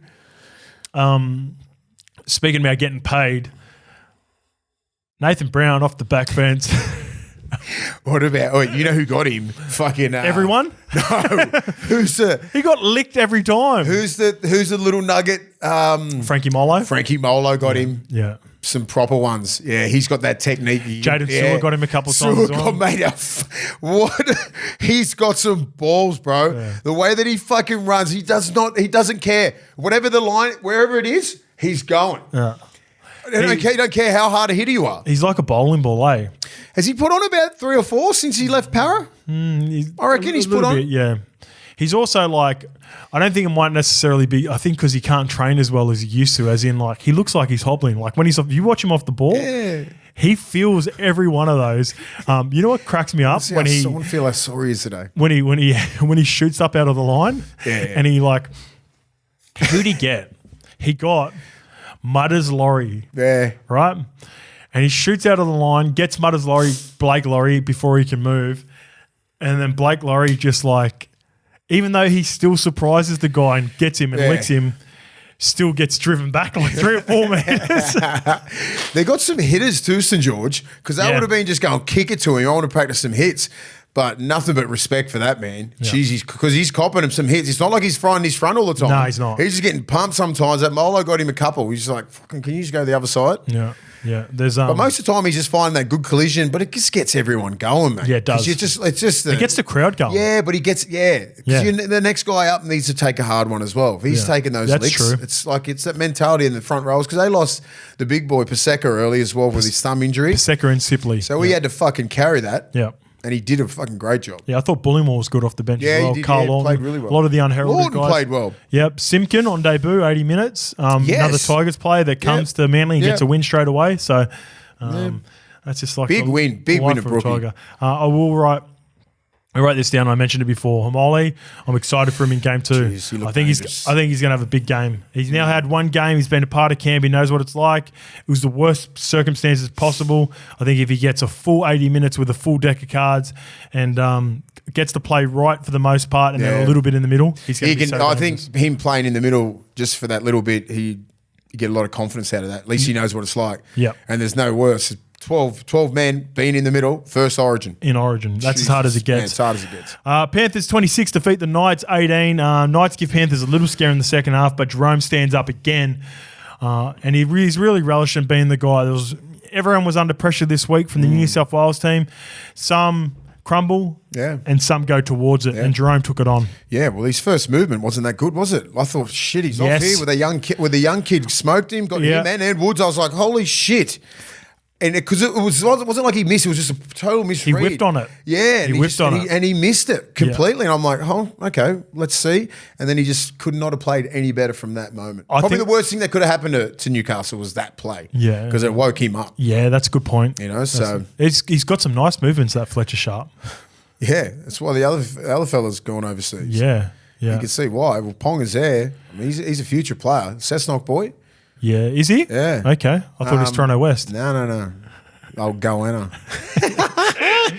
I think, he looked good. Dylan Lucas looked good. They had some good plays there, man. They're just missing that, just a little bit of Ponga magic that can get them to beat those class sides like Penrith. I thought Penrith don't stop, bro. They tried to Penrith. You don't do that. Yeah. You start scoring tries against Penrith, man. Yeah, they did try that. For about 10 minutes, and they went, what the fuck are we doing? Yeah. I think the message went out, play football. And then they started doing all these little things, like it's a tough one, right? Because you've got to get in their arm wrestle to extend, but you've also got to chance your arm against Penrith. They force you to do that. Yeah, because then you'd be looking at the clock. Oh my god, there's 15 to go. Yeah, holy shit. They're still the same. They're like they would have been going. Fuck yeah, we're physically up this. We're in the battle. Our contact's good. We're fighting. Scored a couple of tries. Shit, we're down 20-6. How did that happen? Yeah, that's what it's like. It felt like it was like a 10-6 game and they're down 20-6 or whatever it was. 26-10. Fuck. Yeah, that's Penrith, man. They were pretty good. Edwards and Toto go for 200. I was like, I didn't feel like they went for 200. I had to go back and look at the stats. And I'm like, that didn't feel like a 200. I actually thought Dylan Edwards was a little bit off. Yeah. And then I go and check his stats. And I'm like, but you look at the start of the game, and he's coming back from a quad injury. In the back of his head, he's like, I need to get through this game, and I'm in Origin. but I can't let my team down. So I need to fucking keep dishing it up and keep being consistent. The runs, everything. And then I think he just warmed into it. And then he just got the more meters, because he doesn't stop. What happens is everyone else slows down and it looks like he gets quicker, but he hasn't changed since the first minute. No, he's still everyone running the else same has pace. been fatigued. Yeah.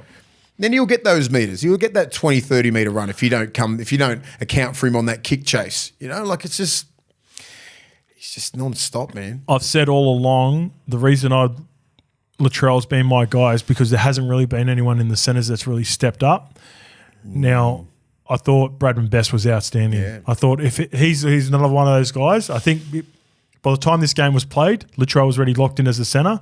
But if it was up for grabs and Latrell didn't perform the way he did, I think Bradman Best might have found himself playing game 2. Yeah. Oh, Bradman Best for game 1 before he got injured because I knew Latrell wasn't going to be in there because he's a genuine left centre. Yeah. That left arm carry, that right arm, left foot, right foot, so strong, mate. So strong, like near the line. Coming back from a hamstring injury, I thought he was going to ease his way back into it, but he looked 200 good. metres, really good defensively. Like I thought he couldn't have done his chances any harm with that performance. I was just looking at that going, fuck, is he going to get Latrell at the end here just for this performance here if they had beaten Penrith? Yeah.